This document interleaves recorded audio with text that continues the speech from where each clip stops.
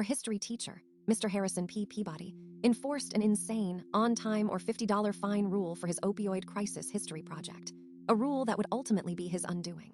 Mr. Peabody's exact rule stated that any project submitted even 1 second past the 8 a.m. deadline on May 15th would incur an immediate $50 late fee, payable directly to him in cash only. Furthermore, the fee would double every hour the project remained late. He claimed this instilled discipline. I saw it as a thinly veiled attempt to fund his lavish coffee habit.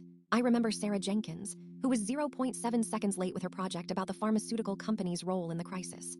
Mr. Peabody, with a smirk, declared, "Rules are rules, Sarah.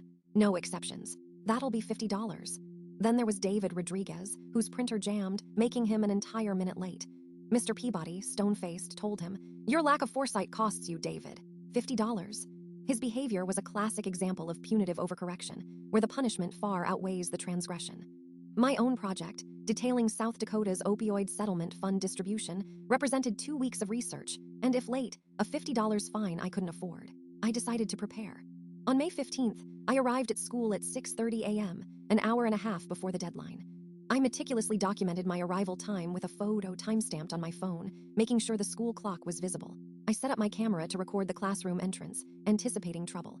I even had a printout of the school district's official policy on unwarranted financial penalties by staff.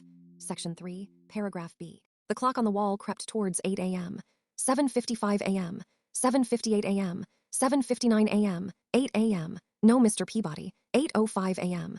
The classroom remained empty. Students began to murmur, clutching their projects. 8:15 a.m. A nervous energy filled the room. 8:20 a.m. Still no sign of him. At 8:23 a.m., Mr. Peabody finally sauntered in, yawning. "Morning, everyone. Traffic was a nightmare." He didn't even look at the clock. I calmly stepped forward. "Mr. Peabody," I began, my phone still recording. "According to your own rule, any project submitted after 8 a.m. incurs a $50 fine. You are 23 minutes late. That's $50 per hour, times 1 hour for being late, doubling every hour."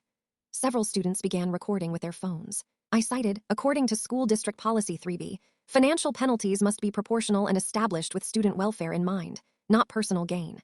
Just then, Principal Davies walked in, holding a printout of my video footage. "Mr. Peabody," she stated, "I believe you owe the class $50 for being late. And, considering the district policy you've so flagrantly violated, the new assignment will be to research the ethical implications of financial penalties in education." This was a perfect example of retributive justice in action. Follow for a new story every day.